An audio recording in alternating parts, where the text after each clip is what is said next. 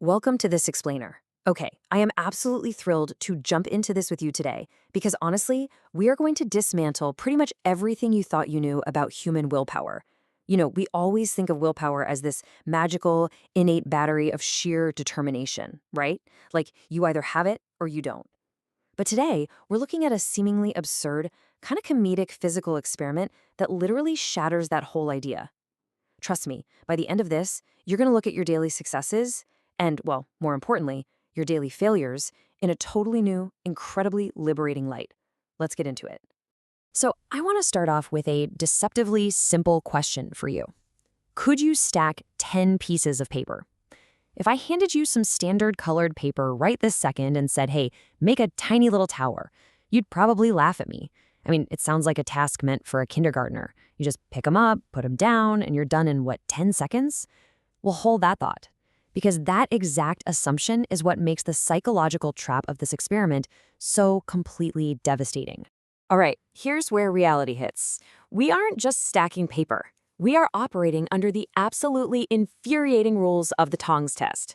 The rules are strict. First, you have to use silicone tongs. Yeah, the slippery tweezer-style ones, and you have to hold them completely upside down, so the narrow part is jammed right into your palm, and you're trying to pinch the paper with the wide, clunky end. Second, you have to stack 30 available pieces of paper into a tiny target circle on a desk.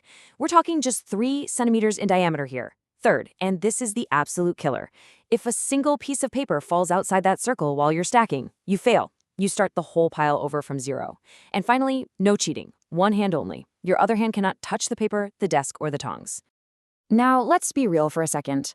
The true nature of this test is that we aren't actually measuring your ability to stack paper at all. This is a psychological pressure cooker. What we're actually measuring is your brain's ability to suppress habitual behavior. Think about it. Your hands instinctively want to hold those tongs the normal way. We're measuring your ability to endure weird physical pain and muscle tension, because holding tools upside down forces your fingers into completely unnatural positions. We're testing how much extreme, repetitive frustration you can tolerate every single time that stack collapses. And maybe most importantly, we're measuring impulse control. Are you able to fight that overwhelming burning instinct to just use your other hand to catch a falling piece of paper? So, how does the human brain handle this? Well, there's actually a timeline of madness that maps out exactly what happens when you're subjected to these conditions. Over a 10-minute period, participants predictably fall into 4 distinct psychological stages. We start with total, unearned confidence at the 30-second mark. Then, we plunge into sheer anger around 3 minutes in. By minute 7, we shift into desperate bargaining. And finally, at the 10-minute mark, we reach either a state of total resolution or complete mental breakdown. Let's walk through this incredibly revealing little journey. Stage 1, unearned confidence.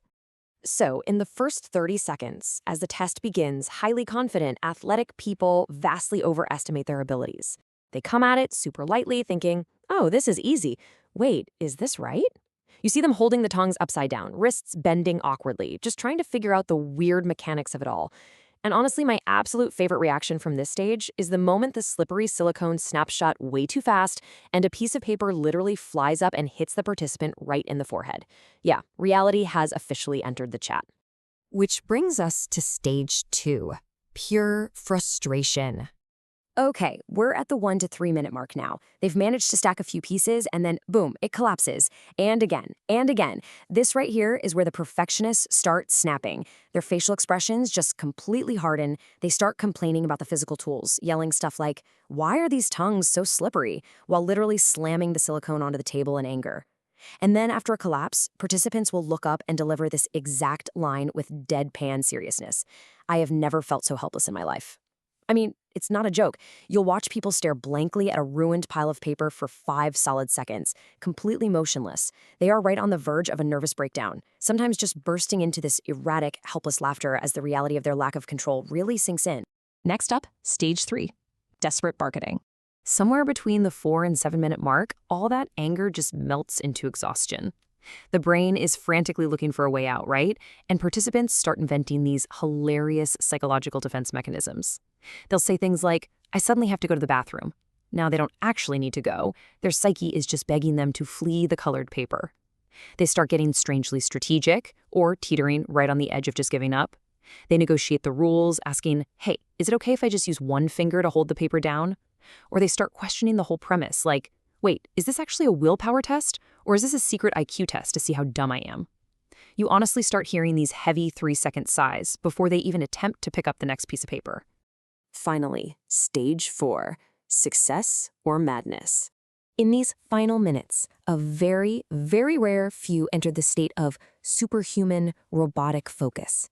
They regulate their breathing, they move incredibly slowly, and they pinch the very edge of the paper with surgical precision. And if their stack falls, zero emotion. They just restart. Like a robot. But for everyone else, it is total mental liberation or just pure madness. They reach the 9th piece of paper, it collapses, and their grip on reality completely shatters. Some people literally place the silicone tongs onto their own heads and declare, I am now the tongs. Some stand up from their chairs and just announce, I am leaving. Others threaten the researcher, asking, who created this test? I really want to meet them to have a little chat. And the rest? They just give up entirely and start folding the colored paper into paper airplanes right there at the desk. So, out of 10 hypothetical participants who sit down to take this test, what do you think is the maximum number of people who actually pull it off? Just 2. Yep, a maximum of 1 or 2 people out of 10 actually manage to stack all 10 pieces of paper. The vast majority collapse around the 5th or 6th paper, completely cursing the entire experiment as garbage. Which leads us to the willpower myth. Now, the intuitive reaction here is to look at those 2 successful people and think, wow, they have incredible willpower. They pushed through the pain, they stayed focused, they're just mentally stronger than the 8 people who failed. But here's the game changer. The true drivers of success have almost nothing to do with sheer determination. It's actually a highly specific combination of traits. We're talking physical microcontrol, low neuroticism, adaptive strategy, and a distraction-free environment. First off, physical microcontrol. The people who succeed often just have innate fine motor skills and finger strength. A lot of times they're musicians or calligraphers. Second, low neuroticism. They just happen to have a temperament where they don't interpret failure emotionally. They stay robotically calm.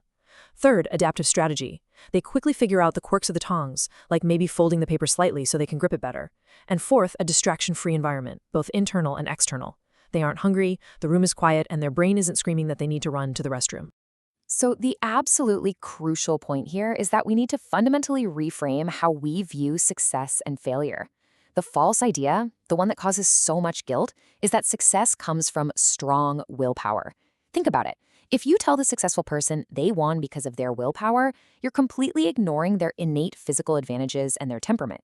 If that exact same strong-willed person had a cold that day, or didn't sleep the night before, or even just had sweaty hands, they would have failed, just like everyone else.